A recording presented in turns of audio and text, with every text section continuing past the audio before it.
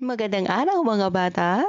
Para sa ating unang araw, ang konsepto ng kapwa. Katabi ko, kapwa ko. Tumingin ka sa katabi mo. Siya ay hindi estranghero. Siya ay iyong kapwa. Sino ang iyong katabi? Paano mo siya tinatrato sa klase? Ang taong kasama natin sa bahay, paaralan at komunidad ay ating kapwa. Ang pag-unawa sa salitang kapwa ay mahalaga upang tayo ay maging mabuting mamamayan. Ano ang kahulugan ng salitang kapwa? Ang kapwa ay ibang tao na ating nakakasama. Kapitbahay, kaklase, kaibigan, guro at pamilya. Taong dapat igalang at tulungan. Ang kapwa ay taong tulad din natin na may damdamin at pangangailangan. Bakit mahalaga ang kapwa? Upang hindi tayo nag-iisa. Para tayo ay nagtutulungan. Mas nagiging maayos at masaya ang komunidad. Mga paraan ng pakikipagkapwa.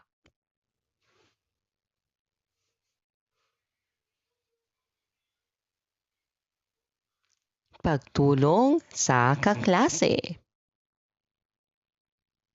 Pagbabahagi ng gamit. Pagiging magalang sa lahat.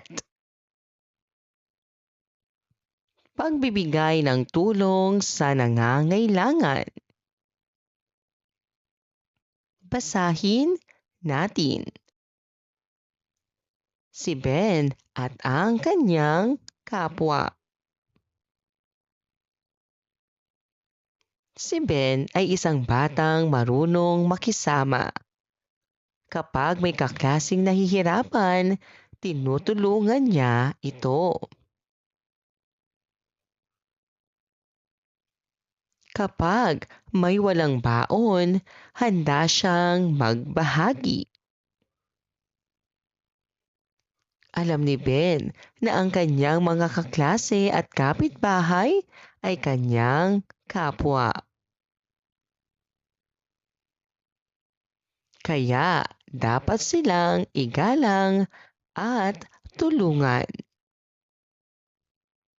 Sino ang pangunahing tauhan sa kwento? Sino ang tinatawag na kapwa? Ano ang ginagawa ni Ben sa kanyang kapwa? Bakit mahalaga ang pakikipagkapwa? Paano ka magiging mabuting kapwa sa iba? Ang kapwa ay ang mga taong kasama natin sa araw-araw. Kapag inuunawa at tinutulungan natin ang ating kapwa, nagiging mabuti at mapayapa ang ating pamayanan.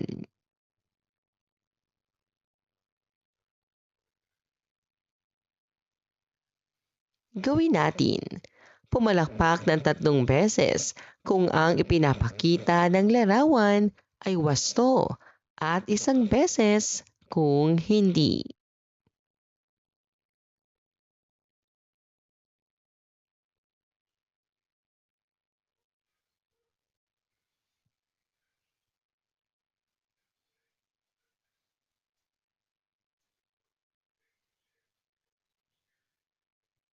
Gawin natin. Isulat ang tama kung wasto ang pahayag at mali kung hindi.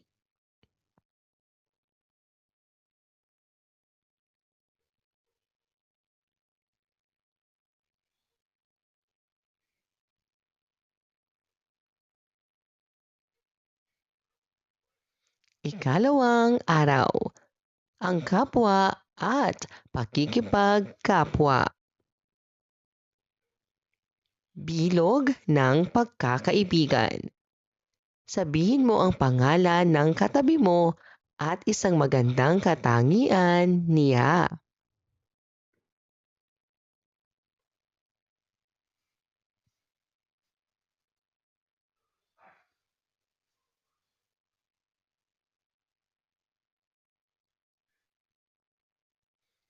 Ang mga taong nasa paligid natin ay ating kapwa at maaari nating ipakita ang pakikipagkapwa sa mabuting gawa. Kapag maayos ang ating pakikitungo sa kanila, nagiging masaya at maayos ang ating pamayanan. Konsepto ng kapwa. Ang kapwa ay ibang tao na ating nakakasalamuha. Kaklase, guro, magulang, kapitbahay at kaibigan. Taong may damdamin at pangangailangan tulad natin. Konsepto ng pakikipagkapwa. Ang pakikipagkapwa ay mabuting pakikitungo sa kapwa, pagtulong, paggalang at pakikisama, pagpapakita ng malasakit at disiplina. Mga aspeto ng pakikipagkapwa. Sa tahanan, pagtulong sa gawaing bahay, paggalang sa magulang at kapatid. Sa paaralan, pakikipagkaibigan sa klase, pagtulong sa nahihirapang kaklase, pagiging magalang sa guro. Sa komunidad, paggalang sa kapitbahay, pagtulong sa nangangailangan, pagsunod sa mga alituntunin. Ang pakikipagkapwa ay mabuting pakikitungo sa iba. Ipinapakita natin ito sa tahanan, paaralan at komunidad sa pamamagitan ng paggalang, pagtulong at pakikisama. Gawin natin. Isulat ang tama kung ang pahayag ay wasto at mali naman kung hindi.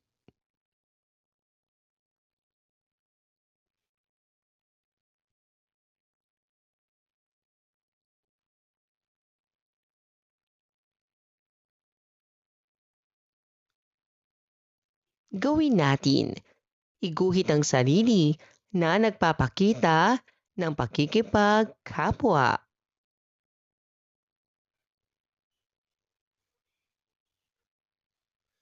Ikatlong araw, mga aspeto ng pakikipagkapwa. Saan ginagawa ang kilos na ito? Sa bahay, paaralan o komunidad?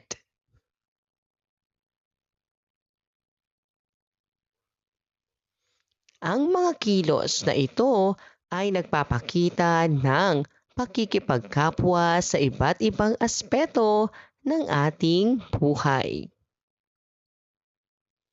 Ang pakikipagkapwa ay hindi lamang sa isang lugar. Ipinapakita natin ito sa tahanan, paaralan, at komunidad. Kapag marunong tayong makisama at tumulong, nagiging maayos at masaya ang ating paligid.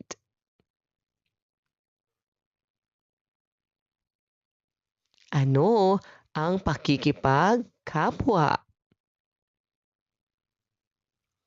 Ang pakikipagkapwa ay mabuting pakikitungo sa ibang tao, paggalang, pagtulong at pakikisama, pagpapakita ng malasakit sa kapwa.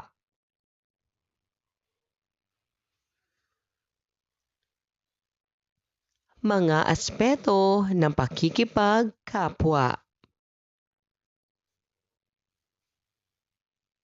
Sa tahanan, pagtulong sa gawaing bahay, paggalang sa magulang at kapatid, pakikinig at pagsunod. Sa paaralan, pakikipagkaibigan sa kaklase, pagtulong sa nahihirapang kaklase, pagiging magalang sa guro. Sa komunidad, paggalang sa kapitbahay, pagtulong sa nangangailangan, pagsunod sa mga alituntunin.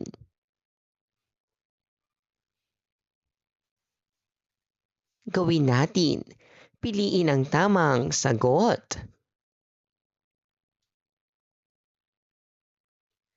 Alin ang halimbawa ng pakikipagkapwa sa tahanan? Alin ang pakikipagkapwa sa paaralan? Alin ang pakikipagkapwa sa komunidad? Ano ang tawag sa mabuting pakikitungo sa kapwa?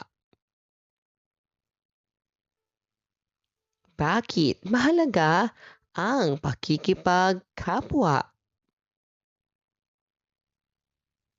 Gawin natin. Isulat ang tama kung ang pahayag ay wasto at mali naman kung hindi.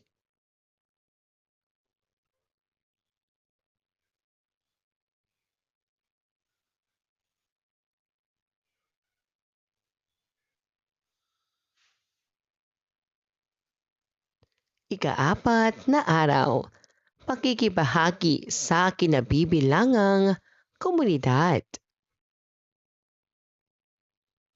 Kapag may paglilinis sa barangay o programa sa paaralan, sino ang maaaring makilahok? Ang pagsali at pagtulong sa mga gawain ay tinatawag na pakikibahagi sa komunidad. Ang komunidad ay binubuo ng mga taong nagtutulungan. Kapag tayo ay nakikibahagi sa mga gawain, ipinapakita natin ang malasakit at pagiging responsableng mamamayan. Ano ang pakikibahagi? Ang pakikibahagi ay pagsali sa mga gawain ng komunidad, pagtulong ayon sa kakayahan, pagbibigay ng oras, lakas o simpleng tulong. Ano ang komunidad? Ang komunidad ay lugar na tinitirhan ng mga tao, barangay, paaralan at paligid. Pinagsasama-sama ng pagtutulungan. Mga paraan ng pakikibahagi sa komunidad. pagsali sa paglilinis ng paligid, pagtulong sa programang pangbarangay, paglahok sa pagtatanim ng halaman, pagsunod sa alituntunin ng komunidad,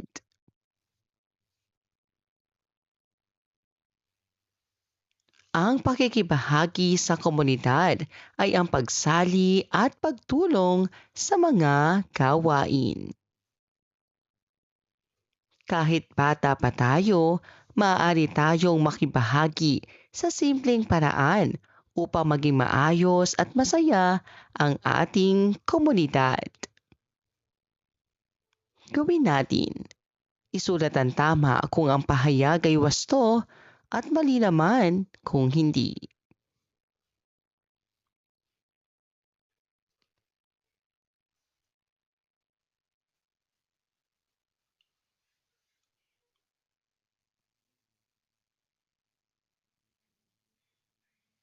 Gawin natin. Iguhit ang sarili na nakikibahagi sa isang gawain sa komunidad.